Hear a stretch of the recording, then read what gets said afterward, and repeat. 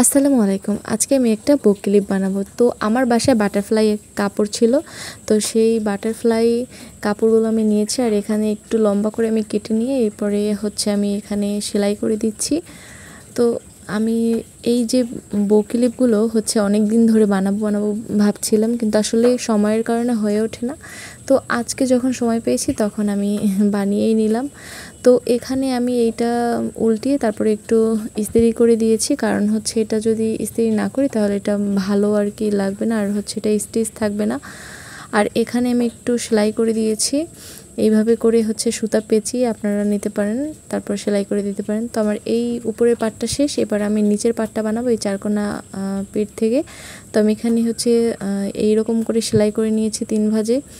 তো 3 কোণ আর কি ত্রিভুজের মতো সেলাই করি, তারপর আবার আমি একটু ইস্ত্রি করে নিয়েছি, আর নয়তো হচ্ছে এটা সেলাই করা যেত না। তো এরপর আমি মাঝখান থেকে এখান থেকে আবার সেলাই করে দিচ্ছি এটার সাথে, এরপর আমি লাগিয়ে দেব। তো এই বউ ক্লিপের একটা গল্প আপনাদেরকে আজকে আমি বলবো।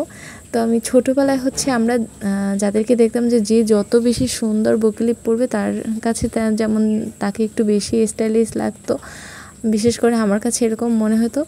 তো আমার অনেকগুলোই বউ ক্লিপ ছিল। যখন আমি ছোটোবেলায় স্কুলে যেতাম তখন এই বউ ক্লিপগুলো অনেক ইউজ করতাম, আর হচ্ছে আমার ফ্রেন্ডরাও অনেক ইউজ করতো। তো এই আমার বুকটা হয়ে গেছে। এরপর আপনারা চাইলে যে কোনো সুতা দিয়ে হচ্ছে সেলাই করে অথবা পুঁতি চুমকি আরও বসিয়ে নিতে পারেন। ভালো লাগলে ভিডিওটা শেয়ার করে দেবেন।